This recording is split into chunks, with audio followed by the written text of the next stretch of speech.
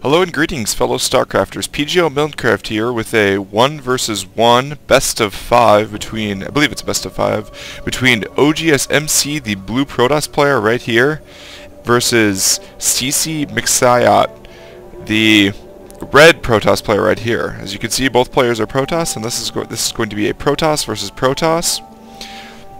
I actually was specifically looking for Protoss versus Protoss for this round. The main reason was that the new patch has come out, and I know it came out like about a month ago, or maybe a little bit more than that.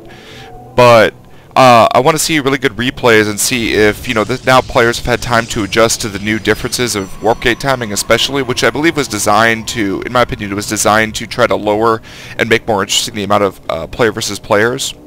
Before I get into that a little bit more, look at him spamming, clicking on his little pylon right there. But I just want to talk about the map just real quick. This is iCCupTestbug. I've done, I believe, one previous replay. We've got it's a 3-player map, person there, there, and there. And then we've got 3 watchtowers, which are all covered with rocks that you have to destroy, 1,500 hit points and 3 armor before you can use them. In Terran games, it's really useful to sit around with siege arcs. Sometimes it's also useful in Protoss. In Protoss versus like Zerg, for example, to be able to sit around their base, use force fields to contain them, and that sort of thing. In Protoss versus Protoss, it's probably less of an issue in terms of being able to watch players, because those tend to be quicker games, which I'll talk about right now. So, Protoss versus Protoss games tend to very much, before the patch, revolve around the 4-gate, and the reason was, if you didn't 4-gate, you were just getting less units than your opponent, and they could build a pylon so close to your base that the defender's advantage, which meant that produced units would just get destroyed, get produced closer to the action and enter the fight right away, kind of goes away if they have a pylon right there and able to warp units in, especially if you have warp units in. We see a little probe going ahead getting tased a little bit, do a little bit of playing around, just zapping each other's shields.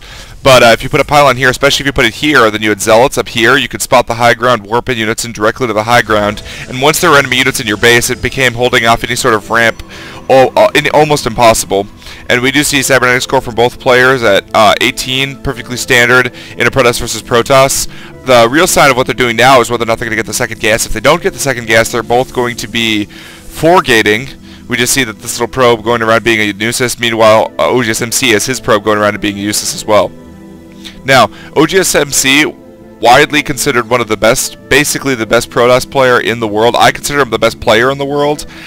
He is the most consistent, certainly. I used to think MVP had it up there as well, but after I got knocked out of Code A, I thought he just lost, just a little bit of step, just a tiny bit, and it was maybe a little bit worse. But certainly, I do think MVP is an extremely good player. OgsMC as well is a very, very good player. If you've seen his if you've ever looked at his percentages, especially like in the GSL for Protoss versus Protoss, it is absolutely ridiculous. We do see Mxiaot's Zealot going out here to scan to see if there's any sort of pylon being placed here for some sort of early aggression, or just kind of trying to sneak something by. He's supposed to make sure nothing really happens without him being able to notice. But it's going to be very interesting. We actually see right now that there are 3 gateways going down for CCMxiaOt, and which we're going to call Mxiaot from now on. Or maybe CC, reminds me of CC Sabathia. I don't know if anybody follows baseball. CC Sabathia is an incredibly good pitcher for the Yankees. Not that I like the Yankees. But anyway, we do see 2 gateways going down for OgsMC, so already his build is differing slightly from his opponent. And with a ramp, a small ramp, it is possible to hold a 4-gate with a 3-gate as long as you get some sentries, which he is going to build a sentry after his current Stalker. And that's one of the other changes, by the way, for the patch timing, which probably isn't going to make too much of a difference unless you're doing some sort of like 3-gate expansion. But OgsMC, we do see a hidden pylon up here for Mxiaot, just to make sure that he has someplace somewhat nearby that he can warp units in. And actually, if MC pushes out over here, if he notices, oh wow, ships passing in the night, MC does not see those forces. And it's lucky that he is going back. He's going to be able to see these forces. I was going to say, though, but if MC pushed out to the right and they just kind of cross each other and your counterattacks or something, there's no pylon. And so we do see the pylon going up right here, which the units are going to go in. And now he's going to start shooting at the Zealots. And the 4 additional Stalkers are going to come in. MC is in a lot of trouble here. He has basically lost the game at this point. I don't want to call it too early, but he does it at the Sentry. Okay, so he does it at the Sentry in a Force Field. He needs a Force Field. Oh, no. Now he needs to kill the Zealot before these pylons finish. Otherwise, 4 new Zealots are going to join, and those are going to spot the high ground for additional Zealots. Needs to force field again before it's too late, and yep, there you go. Zealots are in his base. Now he's, it's almost an even match except for that MC is behind a warp gate, so he is one less unit. That's 25% units that are coming out. So we got to see if CCMxiaOt's going to come on and finish. We do see the probes coming out to be able to defend here, and that's nice control from the probes, able to surround the zealot. It will take out the zealots and get a relatively good surround on the stalkers as well. Now he has to move his units back to make sure he's going to have enough minerals and enough minerals and gas to be able to get more stalkers. And still looks like he's a little bit behind. We should see 4 new stalkers coming in pretty soon from CCMxiaOt. There we go. His warp gates are just finishing now. Zealots are quite good against stalkers as long as you have the zealots actually attacking the stalkers. You see MC. Oh, terrific micro.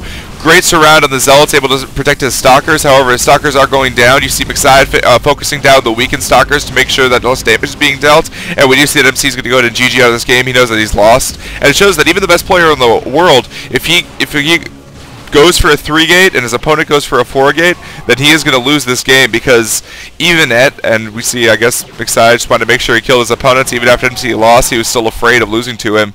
But even, the best Protoss player in the world, who's got like a 90% win percentage in Protoss versus Protoss, which is what I was talking about earlier, which MC has, still loses to a 4-gate. So you got to be very careful. You really got to respect the 4-gate. And a lot of Protoss players, especially before the newest patch, like to do what's called a defensive 4-gate, which is where you do a 4-gate, but if you look, I bet he has exactly 22 probes. Oh, no, he's 20 probes. CCMxiaOt actually cut more probes, or maybe it's possibly sent a couple of extras down, just to make sure that he could keep rebuilding pylons if he needed to.